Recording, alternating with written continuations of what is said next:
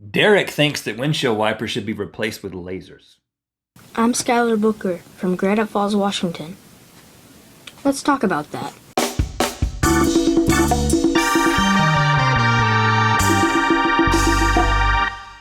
Good mythical morning! Today's episode is brought to you by the Rhett and Link Kommunity, the place of gathering for mythical beasts and all things mythically beastly. Join up, converse, create, enhance your life. We asked you last week, what are the best chips ever? We have tabulated the votes in the comments and the video responses, and we have determined that the best chip ever is... Lay's potato chips. They're simple. They're classic. Lay's. The classic. The original. We can't argue with that, but we also need to move on. We've decided that we're going to put a hold on best evers for a little bit. We want to try something a little bit different on Fridays. You know, we've been hearing from you. You guys have actually been the ones who have decided what the best stuff ever is. Mm-hmm. But it's one thing to just vote in the comments. It's another thing for us to reorganize what we're going to be doing on Friday so that it gives you even more of a voice.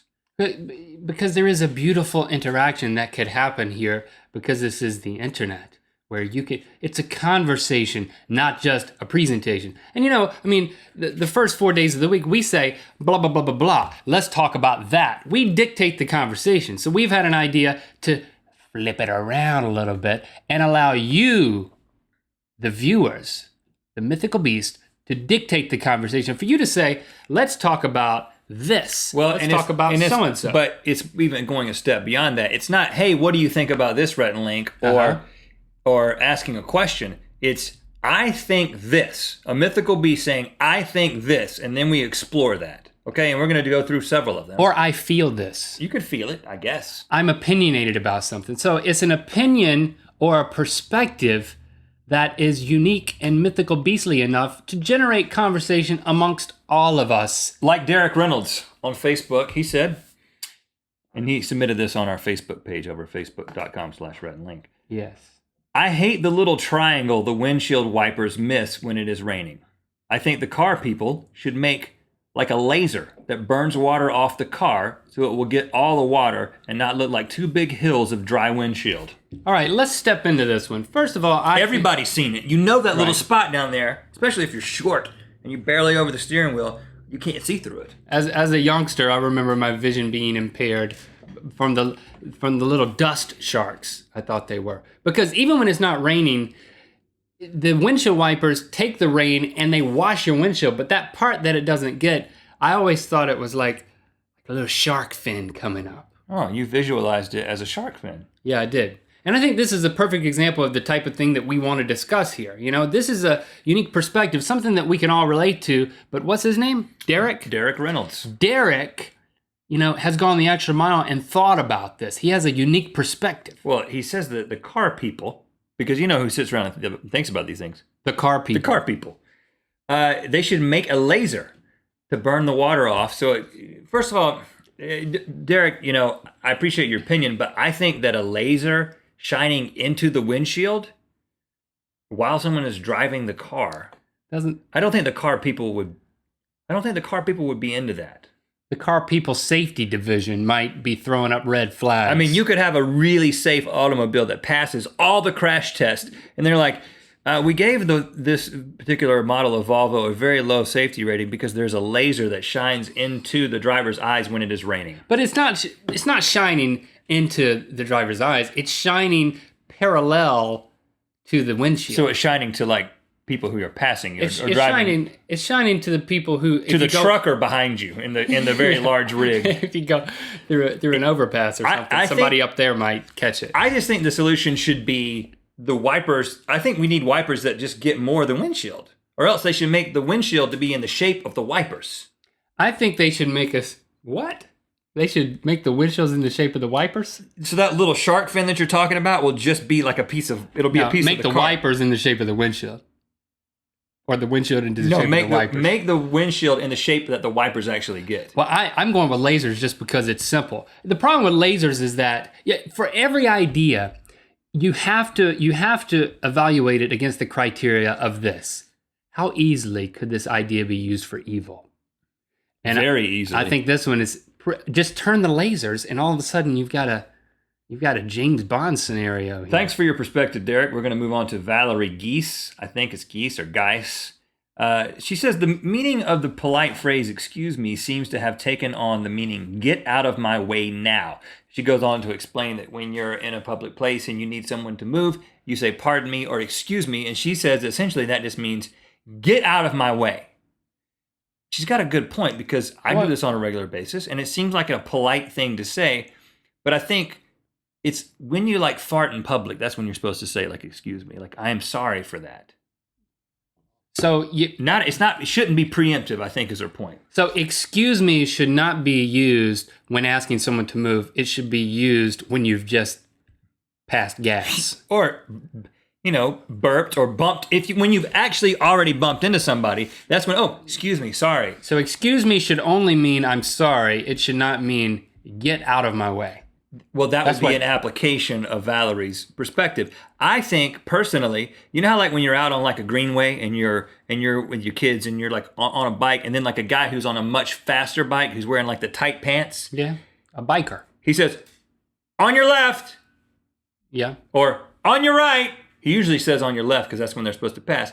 I think when you're like in the supermarket and there's like a woman in front of you with a bunch of groceries and she's not moving, it's just like I'm coming around, "on your left, ma'am." I could say "ma'am" to make it more polite. And "on your right."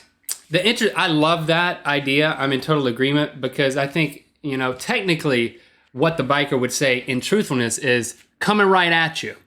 But by saying "on your left," you immediately, and it's the quickest way to convey people to the right, as opposed to "I'm coming right at you," and then you never know which way they're going to go. And it becomes a game of life and death. Again, the evil criteria.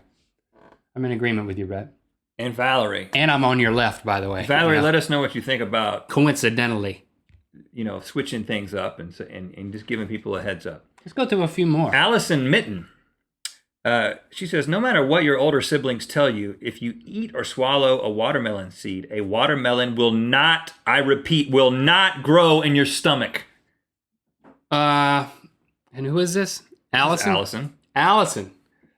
I agree. I don't know what it's worth, whether I disagree or agree. I know you're not looking for my approval or disapproval, but I will agree that it will not grow a watermelon in your stomach, but give it a little time and it will grow one in your small intestine.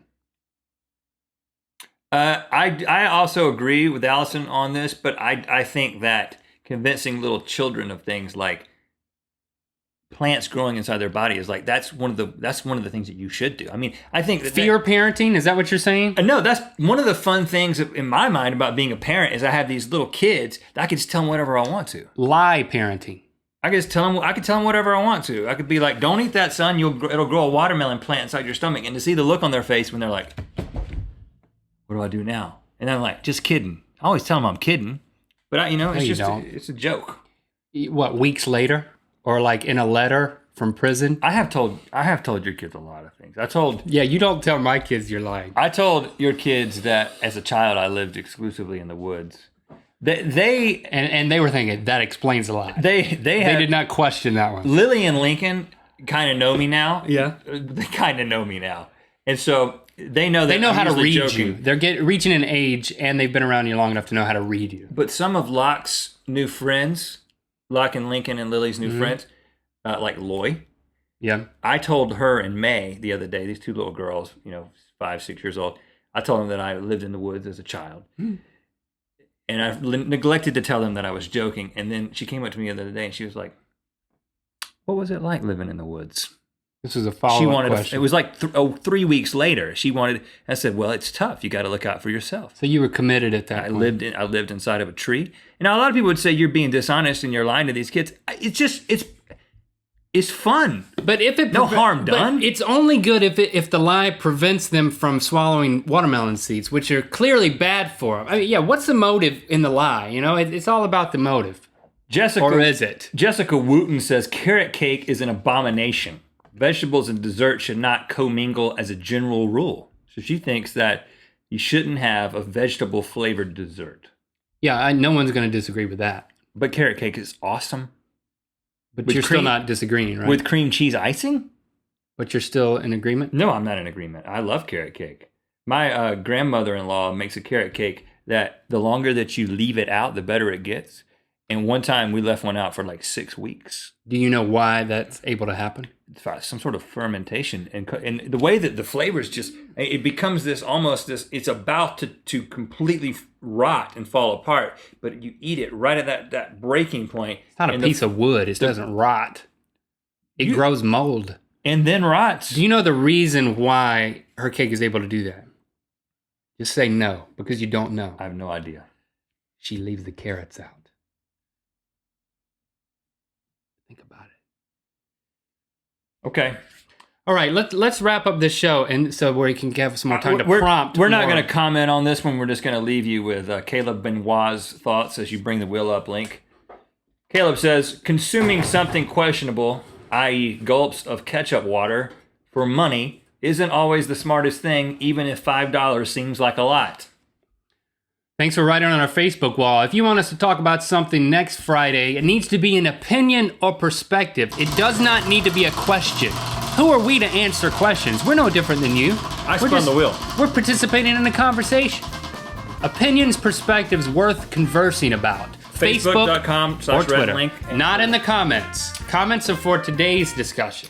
Link impersonate Rhett. I got to impersonate you in one of our early shows, and now it's your turn. Actually, the first show ever, I impersonated you. Hey, and look at me now. I'm the big man on campus, and I'm over here, and I'm raising my eyebrow, and I'm talking really close to the microphone in order to emphasize something, and now I'm coming back here, and look, my eyebrow's going up again, and I don't even know why, and I'm saying exactly what I'm thinking, and look at me. How's my hair? How's my hair from this angle? I'm 6'7". Did you know that? Did you know that? Hey, honey, I'm your husband, and I'm flirting with you. Okay, through our television show. We can wrap it up now. This is not a television show. It's an internet show. Feel free to wrap it up at any moment. See you later. Maybe tomorrow. Actually, Monday. If you're going to impersonate me, get the facts straight. See you Monday. Look at my eyebrow.